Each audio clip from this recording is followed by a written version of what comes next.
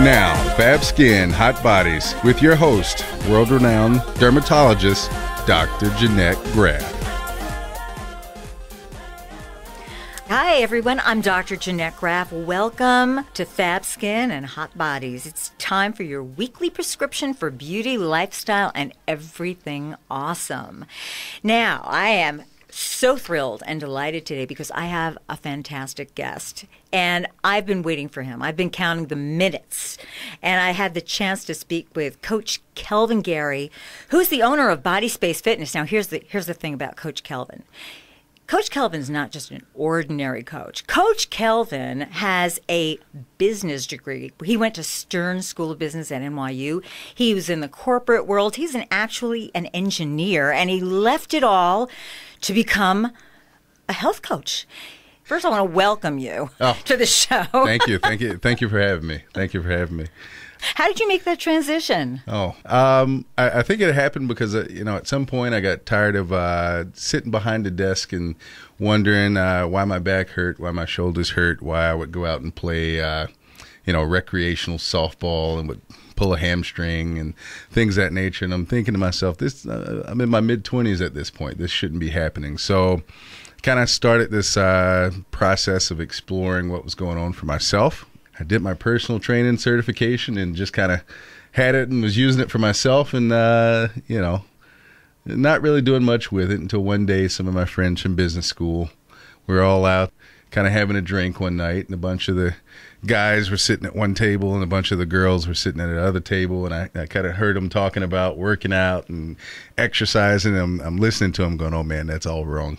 They got to... No, don't do that. And I kind of lean over to him and I say, hey, don't do that. Maybe try this instead. And after maybe the second or third time that I interrupted them, they looked at me and they said, hey, how do you know all this stuff? And I said, well, I'm actually a certified personal trainer. And well, not only are you certified as a personal trainer, you've got I can't list all the certifications that you have. Yeah. But I've got to get to the bottom line question here, because this is really what has us all in a panic. Because swimsuit season is right around the corner, and we need your help. Mm-hmm. Okay, I need your help. Mm-hmm. How can I decrease a few dress sizes so I can look in the swimsuit, but do it in a healthy way? That's a great question. Help! I know it's funny because I jokingly say, with it being the almost the end of April, this past weekend it was 80 degrees, and it usually happens that after the first warm weekend of the year, our phones will ring off the hook with people going, "Oh my God, I'm not ready. I went to take my shirt off this weekend, and it was not where I wanted to be. It was either close but not there, or it was way, way far off." There's a couple parts to it, right? Working out, we know that working out is important. We know that, doing resistance training is important. We know that doing your cardiovascular exercises is important as well. But, I tell people, I'm like, you got to control what goes in that hole underneath your nose in some way, shape, or form. And by control, I mean not just cutting out, but sometimes it's replacing and it's switching what's going in with what should be going in, So often some people will say, I'm going to take my diet and cut everything out and go down to 900 calories or 700 calories a day. And you're like, oh, you know something? I got to tell you this, because I'm a dermatologist. I always bring it back to skin. There we go. I saw a patient yesterday. Okay. And I hadn't seen her in a year, and she came in and said to me that she had gone to a personal trainer who put her on this near starvation diet and put her on this ultra major workout regimen. She poured off weight. She actually lost her period. That's how much body fat she lost, but her skin went haywire. Yeah, of course. And skin is always going to reflect what's going on in the rest of your body. So how much is too much exercise? What should we be doing? And when I think of you as an engineer, I think of precision. So it's very impressive to me, because I think you tailor your workouts to every person's body. Correct. So now, I think really it's anywhere from 3 to 4 times a week is a sweet spot for most people, as far as resistance training and 3 days of resistance training, 2 days of cardio, 2 days of resistance training, 2 days of cardio, things of that nature, with not much time to spare.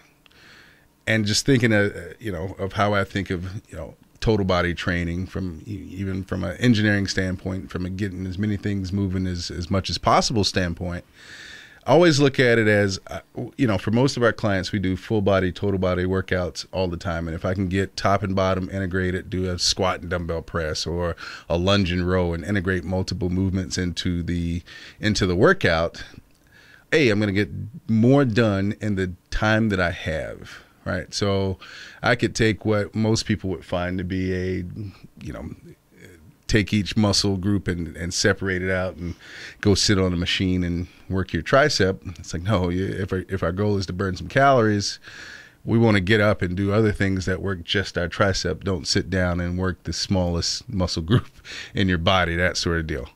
So I really think for most people, if it's not kind of like a D-Day scenario, three to four times a week is good. However, we've come to a point where we have 30 days left. Mm-hmm.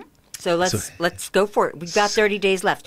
What kind of food should we be eating? Got it. Well, here's what I'll say. I want you to be eating good protein, good carbohydrates, good fats. Depending on your body type, definitely not too much. I like to look at it from a context of if you're someone that's a little bit more heavy-bottomed, a little bit more of the endomorphic body type. I say, okay, well, you want to maybe have less carbs, more protein, more fat, because that type of person has a higher sensitivity to, sugars. Whereas if you are someone that's more of a mesomorph, kind of more of a symmetrical body type, more of an athletic build, I say, okay, well, don't overdo it on the carbs, but I want about 30% of your calories from protein, 30% from fat, maybe 40% from carbohydrates. Now, there's been a lot of, and we've talked about this because, going back in time, there have been so many different diet fads. I mean, in the late 1800s, people used to take arsenic pills, which is a good way to lose weight if you're trying to poison yourself. True story.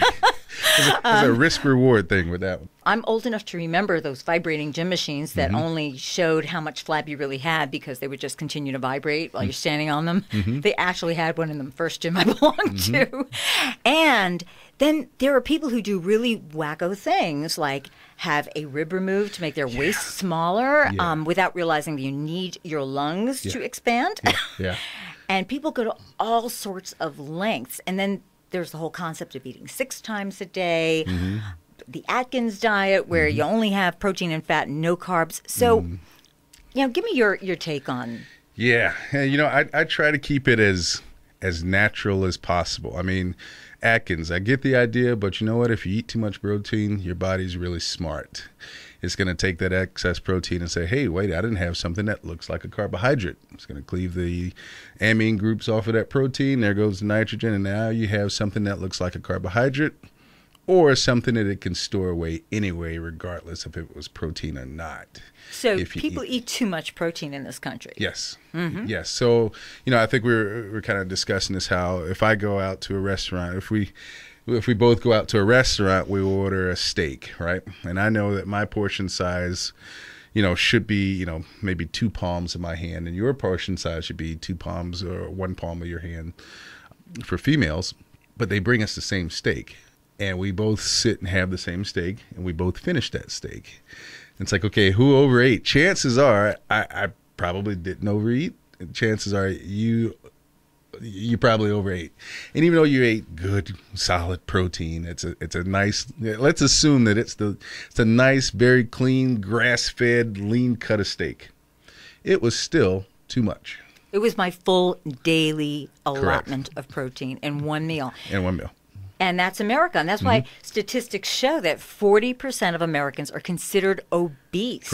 Correct. And you talk about it from a context of in America, and it's sad, but we don't necessarily sit down and have a slow dinner where we talk to people.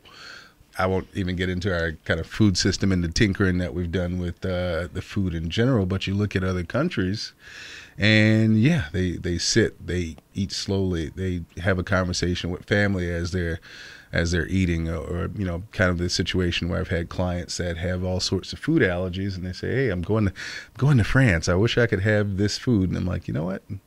try it. It might not give you the problems that you think it's going to give you. And sure enough, they have all the things that give them issues here: bread, different, meat, dairy, things that give them issues when they eat it here. They go to other countries and they eat it and they have absolutely no issues. So yeah, that's one of the things when you ask, what should you be eating? Definitely, I'm frequently found in the green markets around New York City, and I try not to get too much from the store. And if I do, I get it, organic.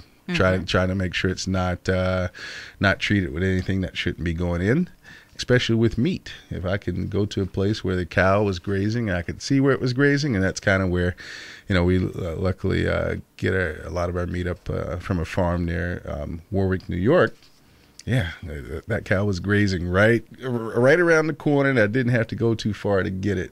So I know chances are I probably did the right thing with it. It's not tampered with. So the most important thing, because, we're lucky that we have access to these types of green markets, but wherever you're living, try to keep it green, wash the vegetables really well. One of the things that I think is a good thing to do is to wash your vegetables with apple cider vinegar. I'm not so sure about having the apple cider vinegar diet any more than I am about the master cleanse, because I actually have personal friends, and there are celebrities that have done the master cleanse to take off weight before going on tour, and they just blow right up afterwards. Because you got to think about, right? What is a cleanse? A cleanse is a fast. Yeah. And after you break that fast, if you've been on that fast for too long, your body will have the tendency to say, hey, thanks for giving me this stuff that you haven't given me in a long time. I'm going to hang on to it because I don't know when you're going to feed me again, because you just told me that I'm not going to be fed for a while. So now that you fed me, I'm going to have the tendency to hold on to things a little bit more. Now, I'm going to ask you a question, because you and I have a lot in common, philosophically. So what is the difference between a personal trainer and a coach? Got it. Anyone can basically come up with an exercise, stand there with a clipboard, and bark orders at someone. People come to us for change, right? And they don't come to us because they have everything that they want. But, they might have a lot of what they want, but they might want to run faster. They might want to drop weight. They might want to just, be able to run after and carry their kids or something like that. But they won't change. Change is very much a mental thing. And before you can go there physically, if you cannot go there mentally first, trying to get there physically is going to be a struggle. And not just trying to get there, but being able to sustain it as what you've created as a habit of the way you do things, or the system of how you do things is going to be a struggle. So a lot of times we'll sit down, we have what we call a strategy session with a new client. It's where we sit down and find out as much about you as possible so that we can know what drives you, what motivates you, so that we can kind of really work on getting you in the right mindset to do the things that you need to do, both in and out of the gym. Because I'll jokingly say we see the average client 2 hours, 2 days a week, 2 hours out of a 168-hour week. So we'll have another 166 hours for you to not be in front of me and doing absolutely the opposite of what we say to do. But if I can, find ways to motivate you, find out who you are and how you communicate and how you receive information. With my coaches, I even try to break it down to who are we talking to? Are you talking to a fact introvert? Are you talking to a fact extrovert? Talking to a relationship introvert, extrovert, and then making sure that we craft the message to a way that they're they receive it best. But yeah, if you right down to when we do an initial weigh-in, I'll have people say, don't look at the number, write down the number that you want and circle it. So if you want to lose 10 pounds, take that weight number there, point it, draw an arrow and say down 10, and write that, this number minus 10, and get there and circle it and put it on your fridge and make that top of mind. If you have a vision board, I want you to put a vision board of what you want to look like in 10 days when you go on vacation. Now, granted, we want to make sure it's like any goal. You want to make sure they're specific, measurable, realistic, attainable, those things. But there are things that are aspirational. I have people that say, I want to look like, Selma Hayek. And I say, okay, well, let's go get Selma Hayek's parents so we can get her genes. But if that's aspirational, you like what Selma Hayek looks like and what she means, let's find that best version of you that kind of like translate that for you. We talked about this and you can actually Photoshop your face on top of her body. And, coming to that, I mean, there's so many messages out there that really can make your average woman. Yeah. Because nobody is perfect. I see bodies all the time, okay? Yes. And, I mean, but we see Adriana Lima 2 months after she's had a baby. She's strutting down Victoria's Secret runway wearing her wings. And we're seeing Heidi Klum, and she's also just had a baby, and there she is strutting down the runway. And that's not normal. That's not us. No. And I think I've been honored to work with, without naming them, several pretty big name models. I put them in the same category as if you've ever seen an actual NFL athlete up close and all of his pads, you go, my goodness, that person is a giant. Most professional athletes are special individuals. Most professional models are special, gifted individuals. Most of them work really hard. Some of them actually get away with not working too hard, and they should go home and kiss their parents every day because they can get away with doing some things that most normal people can't do. So while the person that goes out and plays flag football shouldn't necessarily compare himself to Victor Cruz or another NFL athlete, I think that the average female should not necessarily compare. Yeah, those people are beautiful. They're aspirational, but be the best you. What does the best you look like? And let's focus on the best you, because that's the body you want to live in. That's the body that you're responsible for. And at this point, let's not put ourselves in the situation of trying to affect things that we can't, right? If I'm not 6'2", chances are I won't be 6'2". And I can't tell you just how important a message that is, because I see it all the time, and I see people who are over-exercising, and everyone, first of all, if it's your job to look gorgeous, you have a lot of work to do, and that's a lot of stress. But my job is to promote health, healthy weight, healthy weight loss. I mean, I've done juice fasts, and breaking a fast is more important than the fast itself. And one time I came home from a weekend juice fast and I had like Skippy peanut butter, and that I felt horrible. It was so stupid. It was really dumb. Between all the fast and all the supplements, surgical procedures and things like that, I think with 30 days to go, there's a lot you can get done just by like really reining in diet and exercise. Okay, so tell us what to buy. Okay, and we talked about if you're going to bring this podcast to the supermarket with you, that's a good thing. Yes. What should go into our carb? What are the good carbs? Got it. So, for me, I would think it in terms of like what has a higher nutrient density for the calories that you're getting. So this is where I would say let's get the spinach. Let's get the kale. Let's get the tomatoes. Let's get the mushrooms. Let's get the things that aren't too sugary. I'd stay away from necessarily the bananas. I grab definitely the avocados, the walnuts. And I'll get back to that because a lot of people don't realize what a portion size of like nuts is like. The guide, I have my certification through Precision Nutrition, which is a nutrition coaching group that they specifically work on nutrition for personal trainers. But, we use as a guide 1 thumb. That is a serving, or for me, it's 2 thumbs. And most people look and they say, wait, I eat 2 handfuls of walnuts as a snack. And I'm like, well, you just had like 7 servings of walnuts as a snack. And for some people, they'll say, that's like not enough. And I'm like, well, did you scarf them down? And did you take your time eating them? So, or just like, I think we were talking about, one of my clients who said, well, I have 2 eggs and half of an avocado.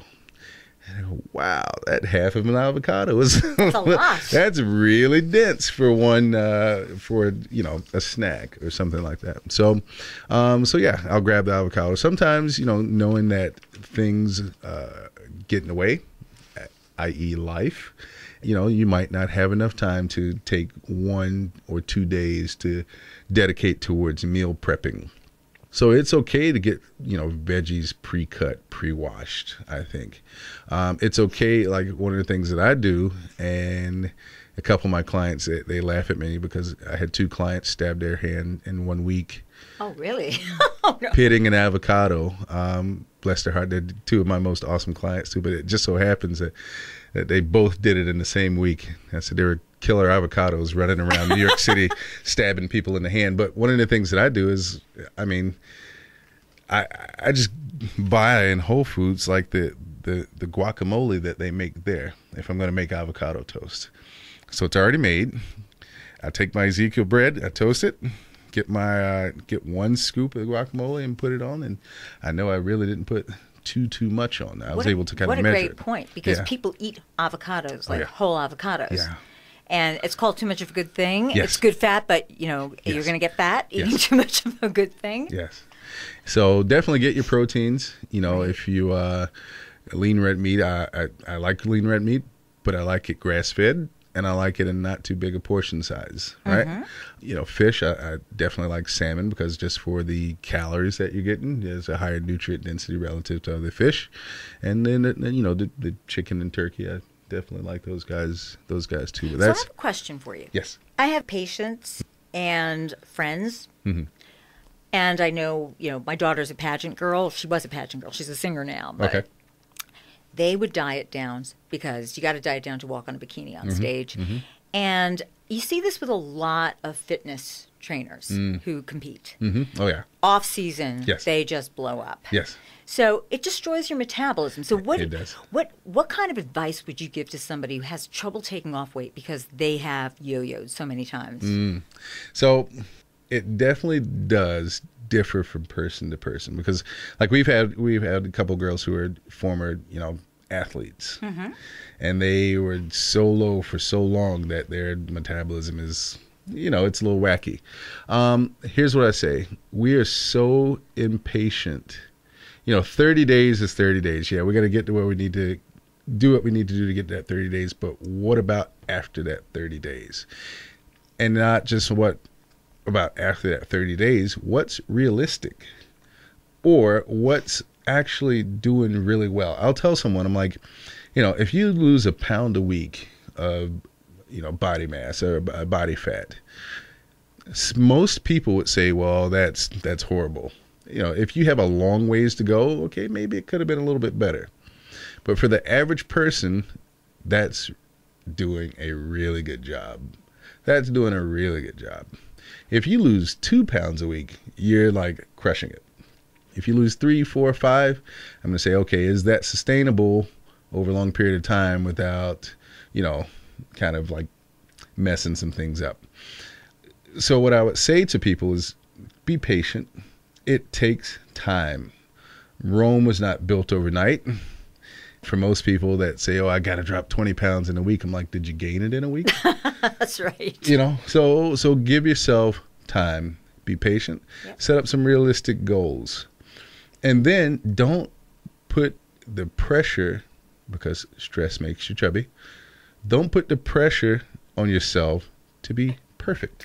And that's a great point. And I told you I was going to bring this back to skin. There we go.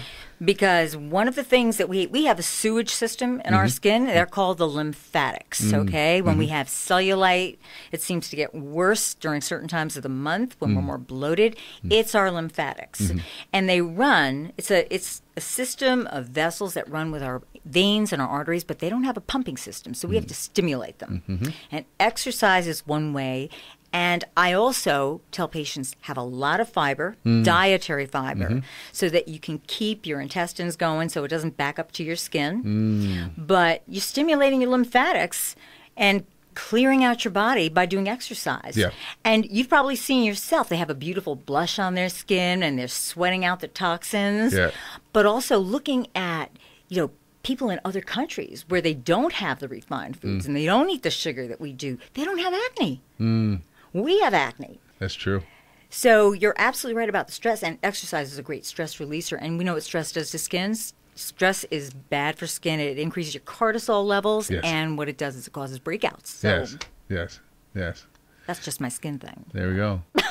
There we go. Most people will say, I'm so freaking tired. I tried to go to the gym, but I couldn't get through my workout.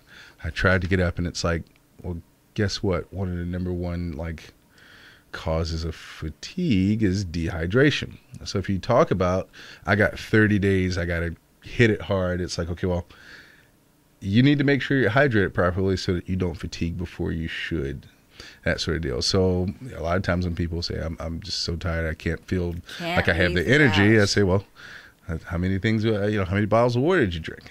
I want to get to some questions, and Okay. there were a bunch of questions, but we're not going to have time to get to all of them, but I want you all to feel free to please email your questions, and we're going to give you all our contact information. Mm-hmm. But one of the questions was, how much is there to the phrase, quote, abs are made in the kitchen? I don't mind working out, but I love to eat. Yeah. Well, I think what they're saying is you can work out hard till the cows come home. It's really hard to out-train a poor diet. So Coach Kelvin has classes, and really awesome classes in the gym for anyone who's interested. And I just would love for you to please give us your contact information. Would you tell our listeners how they can reach you, where you're located, your Instagram, everything like that? Awesome. Yeah, we'll do. So, yeah, we're at Body Space Fitness. We're located near Union Square, New York City. We're at 47 West 14th Street. And we've been there for a little over 5 years now, or right around 5 years. I have a staff of 13 trainers that are all amazing people, men, women, just amazing backgrounds. The way to get a hold of us is we're on Instagram and Twitter. We're at Body Space NYC. We're also on Facebook as Body Space NYC. And our website is www.bodyspacefitness.com. And me personally, I am on Instagram and Twitter. My name at Kelvin Gary, KelvinGary.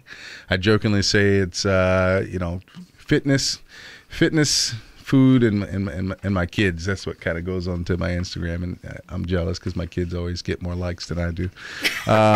But I always tell people that come in for classes that aren't clients. I said I basically answer any question other than write you a full training program on Instagram. So I always invite people to engage and ask questions. And if it's something that I can't just answer, sometimes I'll even do a video where I'll answer someone's question on a particular exercise through a video. And if they kind of don't want to, kind of be put out in public, I'll direct message them the answer as well. So that's something I always do. That's just another opportunity for me to coach and get better as well. And I frequently write for or contribute to Shape Magazine, Self. I've written for Details and the Daily Burn. I've written some workouts for the Daily Burn as well. So if you see any of my stuff in any of those magazines and want to kind of know a little bit more, by all means, you can reach me on any of those social media outlets. I would say send me an email, but right now there's so much stuff going into my email.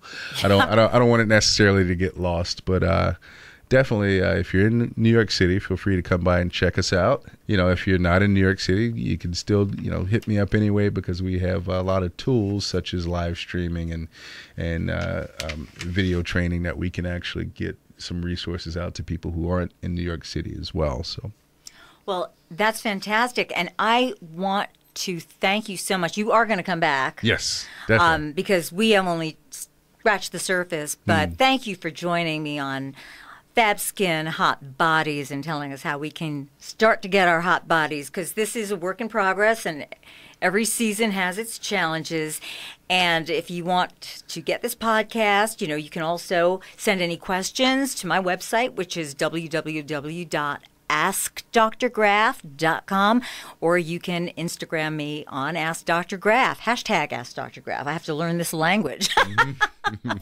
And And it's been such a pleasure to have you, and I've learned so much, and I'm sure our listeners have as well. Yeah, I've learned some things too myself. Thank you so much for being our guest. And Awesome. Stay tuned for our next podcast on Fab Skin Fit Bodies, which is going to be about hair removal, because as we get ready for summer, we want to get rid of that extra hair that kind of collected over the winter.